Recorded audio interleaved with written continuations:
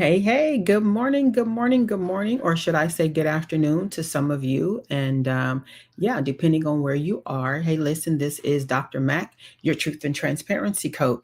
I have a nugget for you. And listen, I want to specifically talk to the leaders, not just the leaders, but I also want to talk to those who are entrepreneurs and you feel like you're stuck in a place, as we embarked upon a new year. For some people, it's a new season. Some people, you're just reinventing. And so I want to talk to you and share with you just a few nuggets to help catapult you into the rest of your 2025. You wondering why did I title today's topic as Old Things Pass Away? Well, if we think about it, when old things pass away, that means those things that you once had are no more, right? And so we as leaders, entrepreneurs, and things of that nature, our business is always evolving, or it should always evolve. And what does that encompass? When your business is always evolving, you have to be intentional and take time to go back and reevaluate, to go back and look at what is, and to determine if it's going to remain. And so what happens is a lot of times when we evolve as business owners, we stay abreast with technology. We stay abreast with what's going on in the government. We stay abreast as what's going on in the financial institutions, and so on and so forth. And we have to make the necessary changes, because if we don't make the necessary changes, what is new will not become new. Instead, what is old will remain old. And what ends up happening is we will not be able to be fruitful. We will not be able to be profitable. We will just remain in a stuck and stagnant place. So, really quickly, I just wanted to give you a few notes, right? And so when we think about, let's just say, for the interest of time, when we think about when we create businesses, we birth the businesses. We have a person that is a CEO, or we want to call them a president. You have the vice president, and so on and so forth. And in the world of corporate America, if you will, if you think about businesses, and I won't name any particular business just for the safety and the protection of those businesses. But I think about when I was working in corporate America, and I worked for a very large Fortune 500 company that was not just doing business in the United States, but instead they were also doing businesses worldwide. And I remember being there for a period of time. Over time, the person that was originally the president or the vice president, over time they ended up retiring and they passed the baton down to someone else. What does that look like in a real world? Well, when you change positions, or should I say you change seats or change hats, what ends up happening is the new person that takes the seat has different ideas than the original person or the person that preceded them. And so what they do is they go in, they grab a group of people. Sometimes it's the original group of people or team, and then other times, depending on who's on that team, they'll shift and they'll bring in some new people. Why do they bring the new people in? For new ideas, for new creativity, for new innovation, and also for new systems, right? And so when we think about all of these factors, we have to also consider what was new is no longer new. It now becomes old. That therefore you're embracing what is new. And oftentimes, as business owners, even as leaders, you can't get to the place where you desire, or should I say, the end time goal, unless you go back and reevaluate. And when you reevaluate, you have to ask yourself, is this going to be profitable in the months and years to come? Or is this something that we have to do away with? Most of the time, depending on what it is that you are evaluating, you'll have to do away with it, or you have to make some adjustments. And when I refer to adjustments, I like to think of the word renovation, right? Because why? Because in a renovation, when it comes to a building or a structure, the foundation is already solidified. And so what you typically do is when the foundation is set, you just renovate what's above the foundation.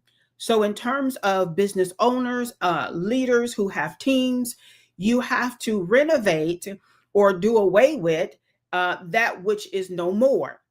And so, a couple of tips that I want to leave you with are this: uh, things within the group or within the team may need to change. That means the creativity that you had may not be profitable in this new season. So what would you have to do?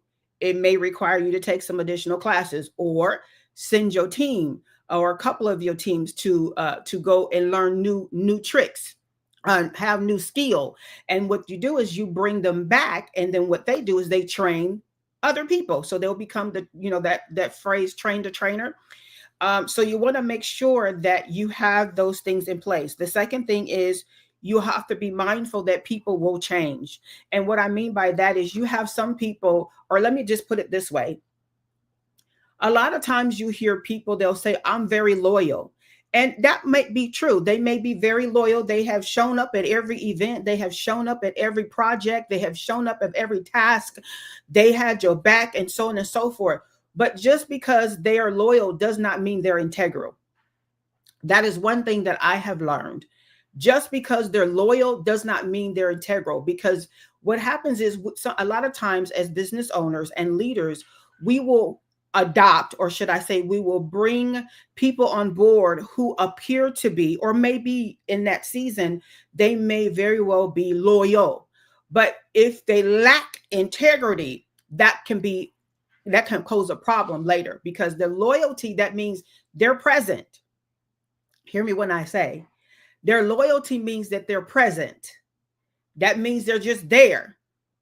But does that mean that they're fully engaged? Does that mean that they put their hands to the plow, if you will? Does that mean that they're rolling up their sleeves and they truly understand the vision and the mission of your business, of your ministry, or whatever it is that you oversee?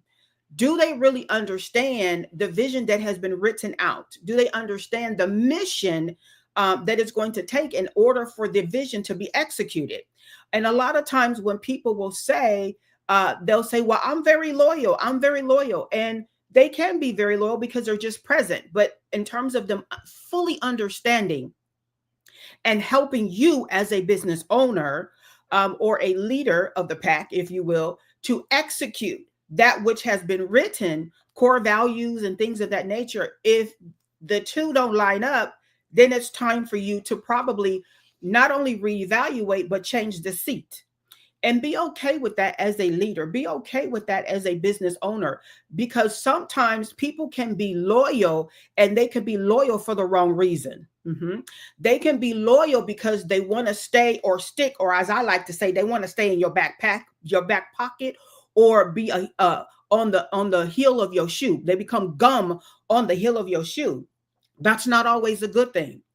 And then other times, people will claim that they're loyal because they have nothing else to do, or because they don't even know who they are. They don't understand what they have on the inside of them as a person, that they can go and launch a business themselves. They can launch a ministry themselves. They can go and create a successful team themselves. But what happens is, when we have people that are loyal and they stay with us for an extreme amount of time, and you don't see them doing anything on their own outside of what you're doing, that can pose a problem. Why? Because it will show other things. When you think about the psychological piece of that, when you think about the mental and the emotional piece of that, a lot of times when you have people that will stick around for long periods of time, now hear me when I say it's a good thing that you have people that are loyal, but you need people who are loyal, and people who are integral, and people who can stand on their own, meaning they know who they are. They know what they are they know why they're in this world for themselves, right? And so what happens is, a lot of times we get people on our team that really don't know who they are. And so because they don't know who they are, they stick around with you instead of being able to produce something on their own. And so what does that look like in short? Let me just make it plain and simple to help you out as a leader. So what it looks like is, there's a word called empowerment. There's a word called self-initiative, right? And so you can differentiate a person who is truly loyal to you versus truly loyal to the vision and the mission that you have established. Because if they're truly loyal to the vision and the mission, which you stand behind it, of course, then what's going to happen is they're going to help you run with it. And at the same time, they're going to be empowered to do whatever it is that they need to do that may not even have anything to do with your vision and your mission. And so what does that look like? They're going to partner with you to help you to fulfill your mission and your vision, and they're going to go and birth whatever it is that they need to birth on their own that has nothing to do with your business. I hope that makes sense. And so these are some things that we as leaders need to really pay attention. Who's on your team, right? Who is on your team? Are they loyal? Are they empowered, or do you always have to give them instructions? Do you always have to kind of nudge them when the writing is already on the wall in terms of completing a task or completing a mission or understanding the vision and its fullest? Do you always have to come back behind them to remind them to do a thing, or do you always have to push them forward, or do they take the initiative to help you run with your vision? Because first of all, they understand it, right? They understand what the core values are. And instead of being an asset, sometimes they can become a liability. Why do I say that? Because as leaders, we need people on our team. We need people that are on the front line that is going to help us to run forward, not always pause and say, oh, I need you to do this, or I need you to cross this T over here, or I need you to dot this I over there. Instead, we need people who will take the initiative and they understand the assignment, right? Y'all know that whole TikTok thing, the whole social media thing some years ago. They made a whole song about it and everything, talking about you understanding the assignment. Well, here's the thing. What's unfortunate, a lot of times we as leaders, we have people on our team that really don't understand the assignment. And so when you have people like that, these are people that you need to go back and reevaluate.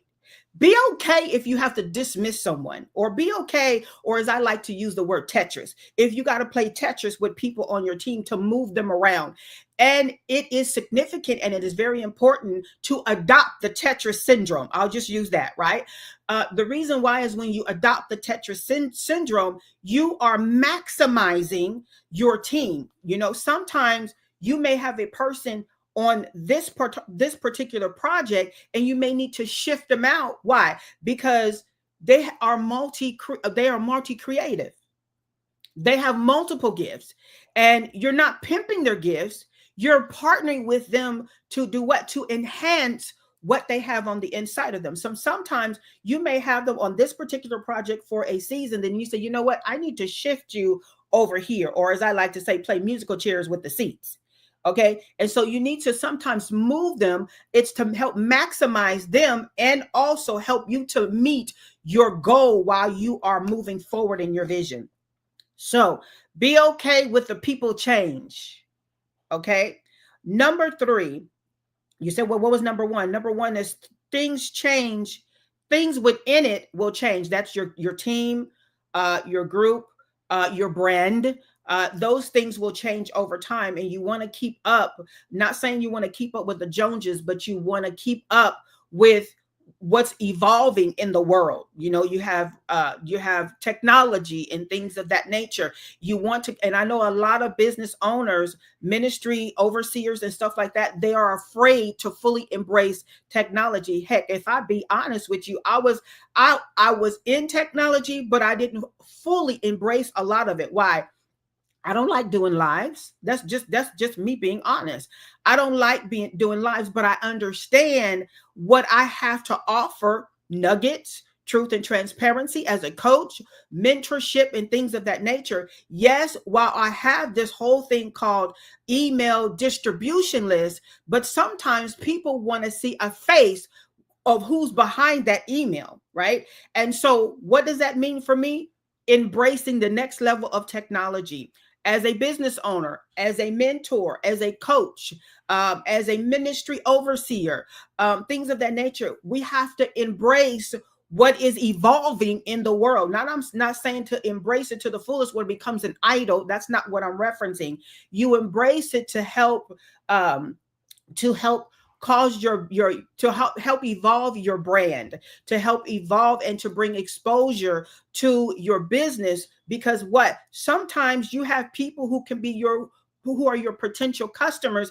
They're driven by social media, they're driven by the internet, they're driven by, this whole thing called YouTube and Facebook and TikTok and Instagram and Twitter and all of these different platforms. You have people who live, they sleep and they eat on there. And so that's how they get their business, or should I say they partner to get products and services and things of that nature.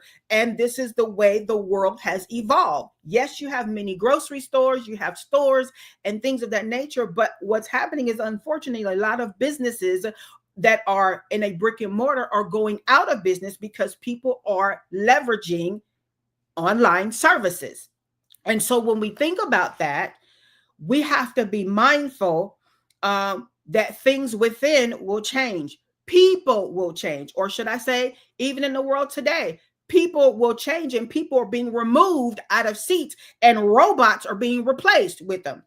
And so we have to think about that. We also have to think about they will come and they will go. I spoke to that just briefly about that. When you have people that will come and people will go, people come and go for various reasons. If you think about corporate America, you on your job, or people that are employed by you, people will come and people will go. Back in the day, people would stay on the job for 20 plus years. They will retire out on that, at that one company. They may move around in different seats and different titles, but they will remain under that same company head until they retire. Unfortunately, that's not the world that we live in anymore. And so what am I saying? Be okay. When they come, they come.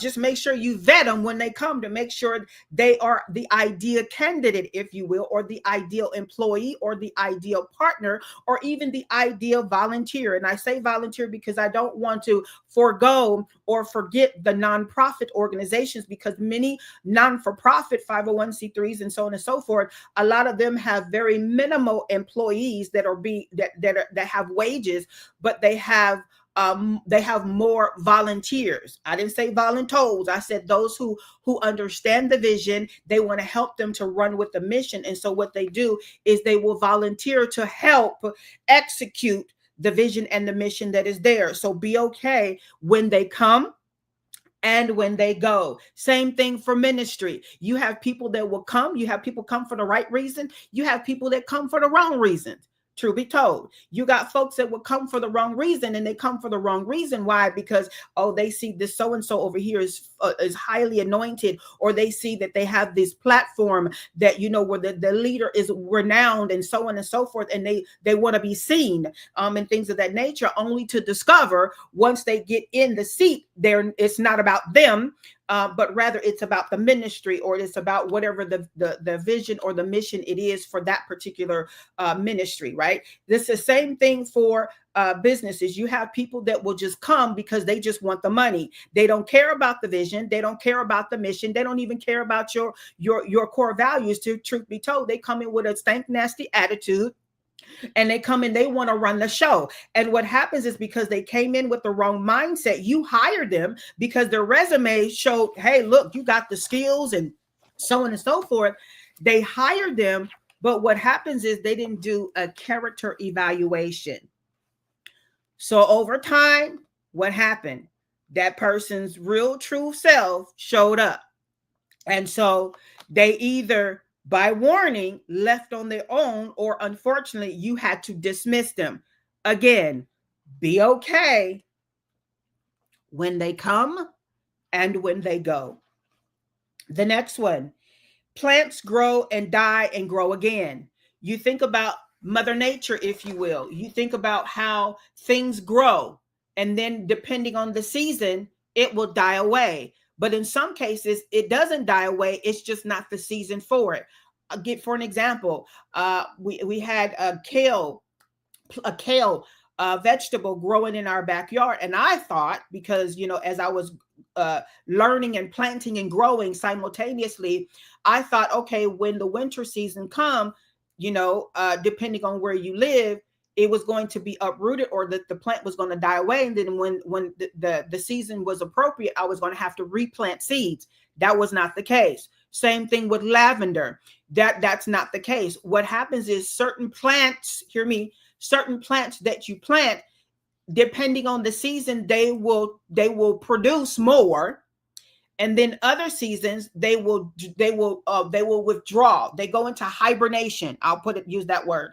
They will go into hibernation, and they will hibernate, and they will stay hidden until the appropriate season, and then they blossom again. So what do we say about that? Be okay when you have those types of seasons. When you have a season when we call hibernation, or winter season in the natural, if you will, right? Because we know in the winter season, not much grows. Not much really grows. If anything, nothing really grows in the winter season. And if you are, depending on where you are in your region, some regions have crazy weather, some have, some weather, but the time and season that we're in now, we don't know what season that we're in anymore, right? We can be in the middle of the summertime and we'll get rain like it's the winter or the springtime, and things of that nature. But what am I saying is that be okay when it's your down season or your hibernation season. That is the season where you are regrouping. That is the season where you should be reflecting. That is a season where you should be analyzing, if you will, and to determine what remains or what has to go, right? Even when it comes to people, you have to do that. That's your hibernation season. You are evaluating, or I like to use the legal word vet. You are vetting everything, or you should be vetting everything, making the necessary adjustments so that you can move forward when that new season is upon you, right? So what does that look like? Some things, old things, will pass away. That means you're going to have to do away with some of that old stuff. You may have to do away with some policies and procedures. You may have to do away with some people. You may have to do away and change your budget. Whatever you used to buy for your company, it may not be appropriate in your new season. Whatever that may look like to you, be okay with planting, growing, letting some things die away, and then grow again. Okay. The next one, as I mentioned before, brands are birthed and then they change. For an example, me with my mentorship program, I believe I've changed the brand, i.e. the whole logo. I think I've changed it at least 3 times since its inception. It's been probably 9 years now. It was birthed in 2015. 9 years or so, but that's the actual business. Of course, I was doing mentorship long before I actually thought about birthing a business. I was just doing it because I had the passion to do it, and realized it became very effective because people were coming to me and say, hey, I wasn't the Dr. Mac back then. I was just the mentor extraordinaire, if you will. And so people were saying, you know what? Have you thought about doing this as a business? Me, no, I'm just doing what I love. I was getting paid for it. Yes, I was. And the money was coming in consistently. But I realized at some point, you know what? Why not take this passion that has been effective over a period of time and launch it as a business? And so I did. And so here we are, some years later. And so with that, I had to change. I had to go back and reevaluate. I had to make some adjustments to my vision. I had to make a little bit of adjustments, not much, to the mission. The core values, of course, they remained the same, but they were enhanced. And what I mean by enhanced, I added some things to my core values based off of my reflection of the types of customers that I had, the different clients that I had, not just clients in the faith-based arena, if you were. I have clients that are outside of the faith-based arena. I have clients that I would just embark upon or would cross my path, and we would just have simple conversations, and they would learn, oh, so you are a coach, you are our mentor. You know what, can I partner with you because I need your services? So what am I saying with that? Be okay with your brand changing, right? Be okay with that. And so I want to leave you with this. Old things pass away, behold, new things come. I know it's interesting for me to put such a topic, but I believe that it is welcomed because the time and era, the dispensation, the season that we're in, we have to be okay with evolving. And when you evolve, when the game changes, some things have to die off. Some things you have to put away. Some things you have to store away. Some things, depending on what it is, you will store them away for a period of time, and then you will come back and pick them up again. You know, when we think about Disney, and they'll have a movie out for a season, and then they will put it in what they call moratorium. That means that they store it away, and then they may relaunch that movie at a later time. So depending on what you need to do away with, be okay with that. Even down to curriculums. Yes, even down to curriculums. Teaching curriculums are always beneficial. They are always profitable. Listen, because sometimes you will take that curriculum. I'm talking to the business owners. You are teachers, you are coaches, and things of that nature. Sometimes you will write out a curriculum. It will be very effective, but then you have to store it away in the moratorium, if you will. Why? Because the season has changed and your clientele has shifted. But that doesn't mean that you won't go back and revisit that particular curriculum. Sometimes you go back and revisit it, and you got to tweak it a little bit. Old things pass away, pull out what's not necessary, and then keep what is, right? And then you will add to it. Or sometimes you will even take one curriculum and another one, and you will converge them. That's okay. That's what you call being a creative business owner, a creative mentor, a creative coach, a creative teacher, a creative leader, right? Depending on who's sitting before you, depending on who your client is, depending on who your partners are. Sometimes it is not necessary to reinvent a wheel. You got wheels that are moving and they're very effective. They're not flat. They don't have holes or nails in it. They're moving effectively, and they are steady and stay the course. Whatever that may look like to you, take the time to go and reevaluate and be okay with making the necessary changes, and be okay with allowing the old things to pass away for you, so you can embrace that which is new. I think about, as I say this in closing, a lot of times, when we go and we look in our closet, right? And we see all of these clothes and things of that nature, and we have our eye on this particular suit, or this skirt, or a pair of pants, or even these shoes. But you saying to yourself, heck, I don't have no room to put these new pair of shoes that I'm got my eye on. I don't have no room to do this, that, and the third. I'll give you even another example. These bookshelves behind me, you see many books behind me, and that's not all the books. There was a period of time, and there is continuously a period of time, where I go and I have to purge those books off of there. Do I just throw them away? No. What I do is I think about people who are emerging leaders, or people who are emerging in ministry or business, and those books that I have, or those resources that I have leveraged and kept them for a period of time. I will look at them. If I don't need them, I gift them. Right. And so the same thing with the closet syndrome. If you don't need it, or if you haven't worn it, let the old things pass away. And I'm saying this because old things must pass away in order for you to embrace that which you desire, that which is new. And so when we don't do that, what we do is we end up hoarding. We don't want to be business owners that hoard, not even people, right? Good morning to whoever it is. Good morning. So what happens is we don't want to find ourselves hoarding people when it's time to transition those peoples out of those seats, or shift them from one seat to another seat, or shift them from one table to another table, one project to another project, whatever it looks like. Sometimes old things will pass away so that you can embrace what's new. Other times you may to shift what is old over to somewhere else. So whatever that may look like for you, be okay with making the necessary changes. Be okay with allowing the old things that are not profitable anymore to disappear. Be okay with changing your brand, right? So that you can keep up, not keep up with the Joneses, but keep up with the time, right?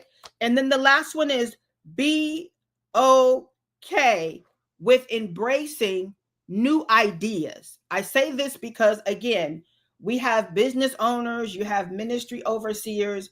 They are afraid to embrace technology. That's something that's ever evolving. It's not going away. And so be okay. Like myself, like I told you, my transparency.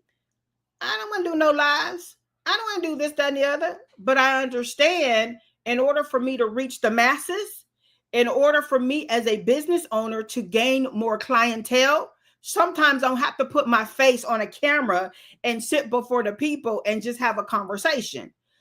Because your website may be beautiful and it may show your pictures, it may have some quotes from some of your clients, but people still want to hear from you. They want to see you as the business owner. You are the front line. They say, hey, front line meets front line. Hey, then we can do the exchange. So be okay when old things pass away. When am I saying that? Let the old mindset pass away so that you can embrace what's new. When we learn to embrace what's new, guess what? We are then able to embrace and be able to adopt new clientele, new business, new partnerships, so on and so forth. I hope that this was helpful for you. Hey, listen, this is Dr. Mack, the Truth and Transparency Coach. Don't forget to click like and share, and don't forget to click the bell so that you can be notified of future nuggets that are dropped in your inbox. You guys take care, and I'll talk to you soon. Bye for now.